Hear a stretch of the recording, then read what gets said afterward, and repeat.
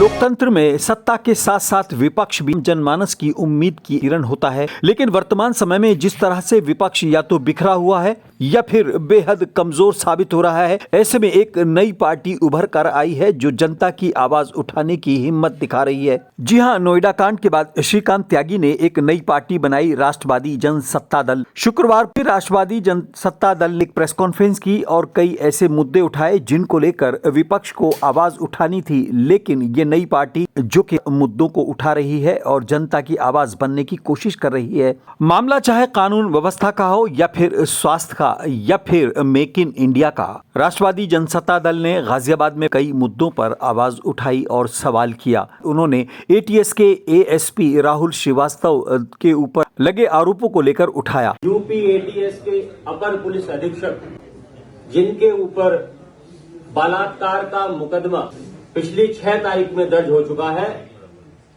और विडंबना देखिए, प्रदेश पुलिस ने जो एफआईआर दर्ज की अपने अधिकारी के खिलाफ, उसमें उस बलात्कारी अधिकारी का मोबाइल नंबर और पता नामालूम दर्ज किया।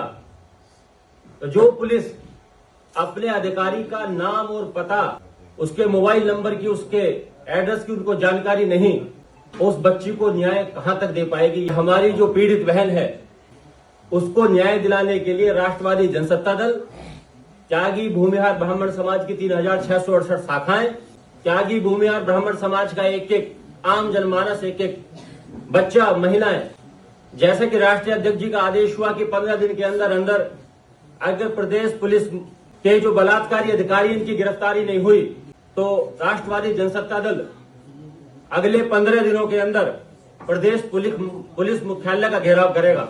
इतना ही नहीं, राष्ट्रवादी जनसत्ता दल के चिकित्सा प्रकोष्ठ के प्रभारी डॉक्टर बीपी त्यागी ने जन स्वास्थ्य को लेकर कई सवाल उठाए और उन्होंने खास तौर से कानों की मशीन जो कि दिव्यांगों के लिए, खास तौर से बहरों के लिए, बधिरों के लिए बनाई गई थी, उसके इस्तेमाल को लेकर भी सवाल उठाए। भारत में 63 मिलियन बधिर हैं, बहरे हैं, और उनको जो इलाज किया जाता है वो कॉक्लियर इम्प्लांट से किया जाता है। एक डिवाइस होती है जो कान के पीछे लग जाती है। माननीय एपीजे अब्दुल कलाम जी ने इस डिवाइस को डीआरडीओ के थ्रू 2005 में सिर्फ 80,000 रुपए में लॉन्च किया था। 2005 की बात कर रहा हूं। हमारी भाजपा सरकार ने 2014 में एक एडिप स्कीम को लॉन्च किया है। एडिप स्कीम जिसके थ्रू, सरकार के थ्रू, वो कॉक्लियर इम्प्लांट बच्चों को लगाया जाएगा जो अप्लाई करेगा। आपको ये जानकर आश्चर्य होगा कि एडिप स्कीम में जितने भी कॉक्लियर इम्प्लांट लाए गए हैं वो विदेशी कंपनियों के हैं, और जो भारत में बना हुआ कॉक्लियर इम्प्लांट है उसका अभी तक इस्तेमाल नहीं किया गया। डॉक्टर बीपी त्यागी ने नाक के इस्तेमाल में होने वाले कुछ मेडिसिन को लेकर भी सवाल उठाए हैं और सवाल किया है कि आखिर मेक इन इंडिया का क्या हुआ। ऊपर का जो नोजल है ये भारत में नहीं बनता है, ये जर्मन से बन के आता है। छोटा सा स्प्रे जो नाक के लिए इस्तेमाल हो रहा है, उसमें अगर ये नोजल बन के जर्मन से नहीं आएगा तो इंडिया में कुछ नहीं हो सकता है। ये मेक इन इंडिया।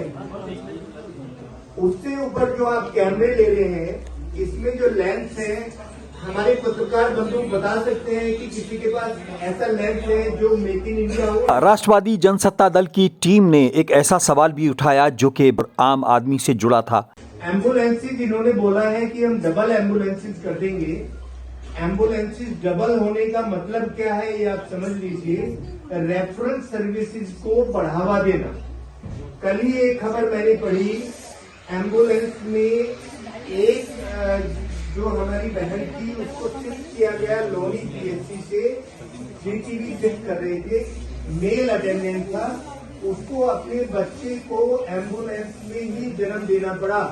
पीएचसी से दिल्ली शिफ्ट किया जा रहा है, सिर्फ डिलीवरी जनता की आवाज उठाने के लिए अगर विपक्ष खामोश हो जाएगा तो फिर यकीनन लोकतंत्र के महत्व पर सवाल उठ जाएगा। ऐसे में जबकि दूसरे दल खामोश हैं या फिर राजनीति कर रहे हैं वोट बैंक की, अगर राष्ट्रवादी जनसत्ता दल सवाल उठाता है तो यकीनन उम्मीद की एक किरण जनता को नजर आ रही होगी। Bureau report.